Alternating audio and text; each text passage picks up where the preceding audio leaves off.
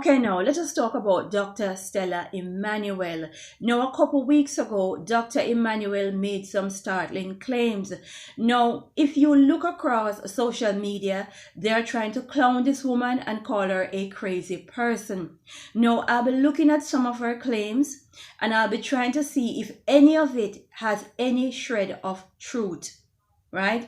Now, first up, let us look at alien DNA.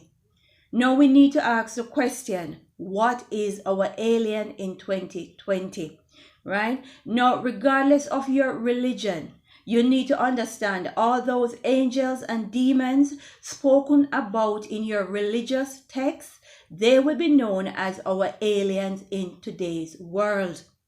Right? Now, many religious leaders are unaware of the deception that is coming because they do not exercise critical thinking and they are incapable of looking outside the box and ask questions. So they do not understand the deception. Now, let us talk about the DNA part, right? How can man access alien DNA?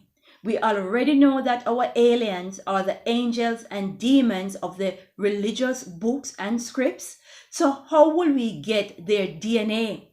Now, let us go to Genesis. And remember, Genesis tells of a story where the sons of God came on earth and had relation with the daughters of men. No, they had sex. That is what they did. Get it through your head. The angels had sex with the daughters of men. Right? Get over it. That is what started this life. Perverted sex. And that is why in today's world, there is such a promotion of perversion amongst our young children. Right? Because that is what the upcoming satanic new world order is about. Perversion, sexual perversion. Right? So let's get back into some more of the DNA. Now, these women had children. Yes, the aliens, the angels impregnate these women and they had children. Now, the Bible goes on to tell you, and other religious texts tells us that they had a nation of Nephilim. Right? That is what they call the half human, half angel children. They were Nephilim, and the earth was corrupted because there was loads of them.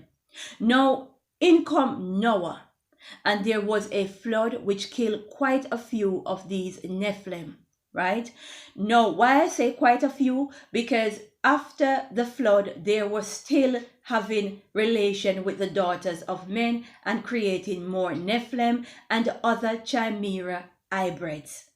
Right? That was what was going on during those days. So your religious leaders will tell you, oh, but then in the days of Noah, there was lots of wicked things. What type of wicked things was happening?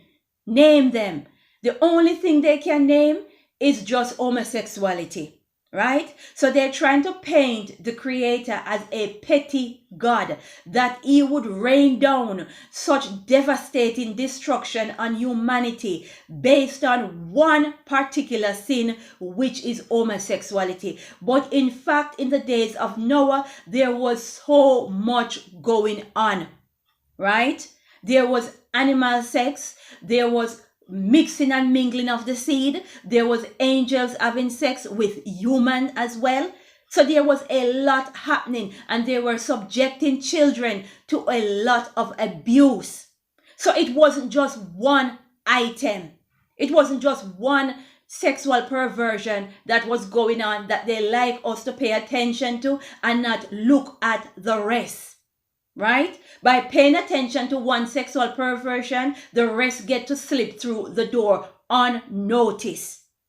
Now, these Nephilim, after the flood, many die. Right?